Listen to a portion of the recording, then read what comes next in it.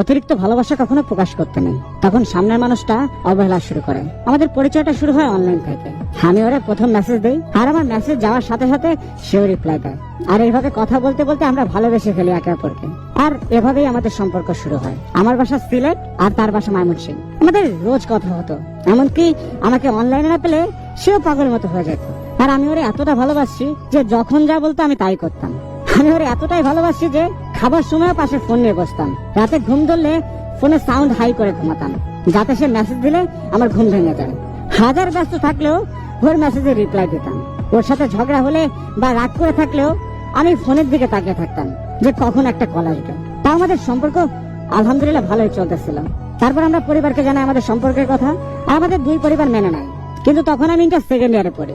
সে জানতো আমার বাবা নেই, বাবা ব্যবসা করতো, আর বাবা মারা যাওয়ার পর আমাদের ব্যবসা দেখতো আমার খালার জামাই। ধীরে ধীরে আমাদের বিয়ের কথা হয় দুই পরিবার থেকে, কিন্তু সমস্যা হয় ওর পরিবার আমাদের কাছে 20 ভরি সোনা চায়। এই কথা শুনে আমার মা ওদেরকে বলে যে আমি দিতে পারবো, কিন্তু দেখেন এত টাকা এখন দিলে আমাদের ব্যবসার অনেক ক্ষতি হবে, যা পরবর্তীতে আমার ছেলের জন্য সমস্যা হবে।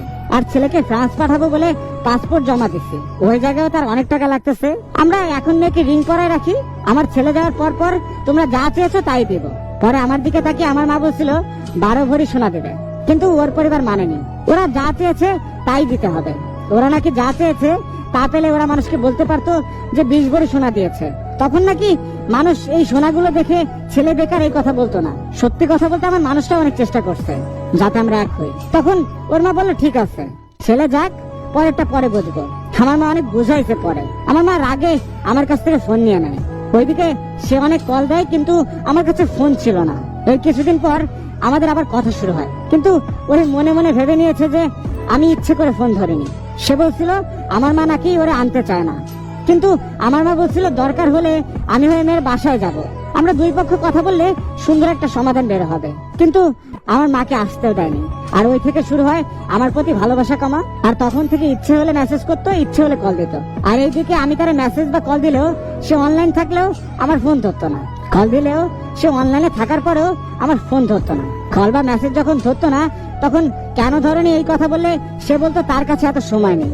আর এভাবে আমাদের ঝগড়া শুরু হয়। কিন্তু সত্যি কথা, তার একটা মেসেজের জন্য আমি 6-7 ঘন্টা অপেক্ষা করতাম। আমি বলছিলাম আমার উপর বিশ্বাস রাখতে পারো, আমি তোমায় রানী করে রাখবো। কিন্তু সে আমার ভালোবাসা বুঝতে পারেনি। হঠাৎ একদিন সে আমাকে বলেই ফেললো আমার জন্য তার ভালোবাসা কমতে শুরু হয়েছে।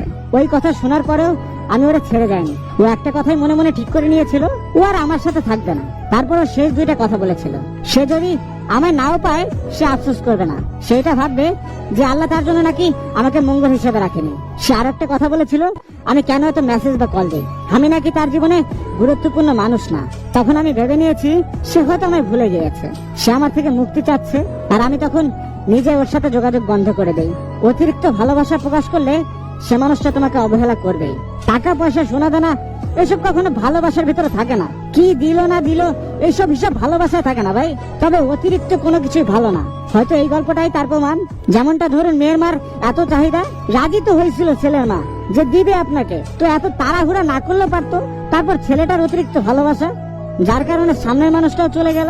তবে আমার মনে হয় এই গল্পে ভুল বোঝাবুঝিটাই বেশি ছিল, আর অভিমান, যেটাই সুন্দর সম্পর্কটাকে শেষ করে দিল। কোনো কিছু শেষ করতে সময় লাগে না, কিন্তু এটা করতে অনেকটা সময় লাগে। তাই শেষ করার আগেও একটাবার ভালোভাবে সময় নিয়ে ভাবা উচিত, কারণ দ্বিতীয়বার আর প্রথমবারের মতো হয় না। তাই তো বলবো যে যা করবেন বুঝে শুনে করবেন।